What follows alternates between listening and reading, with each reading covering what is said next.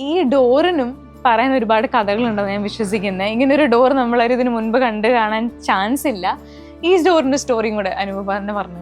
ഇത് നേരത്തെ പറഞ്ഞ പോലെ ആക്ച്വലി ട്രഡീഷണൽ ആർക്കിടെക്ചറിന്റെ കൂടെ തന്നെ കൾച്ചറിനെയും ഞാൻ പറഞ്ഞല്ലോ ഒരു ഹോം സ്റ്റേ അല്ലെങ്കിൽ മറ്റൊരാൾ വന്ന് ഇത് കാണുന്ന ഒരു സിറ്റുവേഷൻ. അപ്പോൾ നമ്മൾ ഇവിടുത്തെ കൈത്തറി, കുത്താമ്പുള്ളി കൈത്തറിയൊക്കെ ഒന്ന് എല്ലാം കസവുമുണ്ട്, അതുപോലെ ഇനി ഉള്ളിലേക്ക് പോയി കഴിഞ്ഞാൽ കരയുള്ള മുണ്ടുണ്ട്. അതൊക്കെ വെച്ചിട്ടാണ് ഇതിന്റെ ഹോം ഈ കംപ്ലീറ്റ് സോഫ്റ്റ് ഫർണിഷിംഗ് ഇന്റീരിയേഴ്സ് എല്ലാം.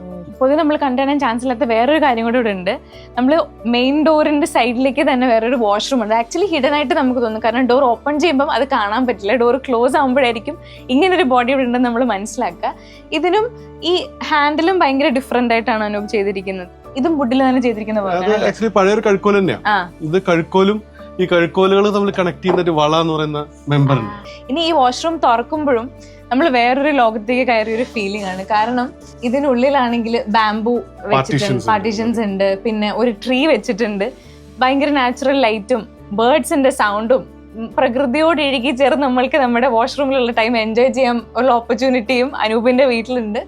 ഇനി ഇവിടുന്ന് വരുമ്പോഴാണ് വീടിന്റെ ഫോർമൽ ലിവിങ് അല്ലേ? കുറച്ച് ഇൻഫോർമൽ ആയിട്ടുള്ള ഫോർമൽ ലിവിങ് ആണ് ഇത്. അപ്പൊ ഇവിടെ ഒരു ചെസ്റ്റ് കയറി വരുമ്പോൾ എന്റെ കണ്ണു വന്നത് ഈ ചെസ്റ്റിലേക്ക്. ഇതും ചെയ്തെടുത്ത പീസാണോ? ചെയർസ്, ഡൈനിങ് ടേബിൾ എല്ലാം ഓൾഡ് ഫർണിച്ചർ തന്നെ ചെയ്തിരിക്കുന്നതാണ് അല്ലേ? പിന്നെ ഇവിടെ ചെറിയ ചെറിയ ഓപ്പണിങ്സ് ഉണ്ട്. ഇവിടെ ഒരു ഓപ്പണിംഗ് ഉണ്ട്. അപ്പൊ ഇത് നമ്മള് അവിടെ മെഷോ അങ്ങനെ കാര്യങ്ങളൊന്നും ചെയ്തിട്ടില്ല. അപ്പൊ അതെന്തെങ്കിലും മെഷ് ചെയ്യേണ്ട ആവശ്യമില്ല, കാര്യം ഇത് ഓൾറെഡി പുറത്താണ്. ഇത് തുറന്നൊരു സ്ഥലം തന്നെയാണ്. അങ്ങനെ തന്നെ അതിനെ ഇത് ശരിക്കും നമ്മുടെ പഴയ കട്ടിലിന്റെയും അല്ലെങ്കിൽ ടീപ്പോയുടെ ഒക്കെ കാലുകളാ, വെജിറ്റബിൾ പെയിന്റഡ് പീസുകളാണ്. അതിനോട് ചുറ്റുമായിട്ടുള്ള വാളും ഇതും ലാറ്ററൈറ്റിൽ തന്നെ ലാറ്ററൈറ്റ് വാളാണ്. ഇവിടെ ഒരു ഫോട്ടോ വാൾ ഉണ്ട്, ഭയങ്കര ഭംഗിയുള്ള ഒരു ഫോട്ടോ വാളാണ്. എന്നെ അട്രാക്ട് ചെയ്തുകൊണ്ടിരിക്കുന്ന ഒരു ഏരിയ ആണ് ഇത്. ഈ കാണുന്ന ഏരിയ ഇത് സ്വിമ്മിംഗ് പൂളാണ്.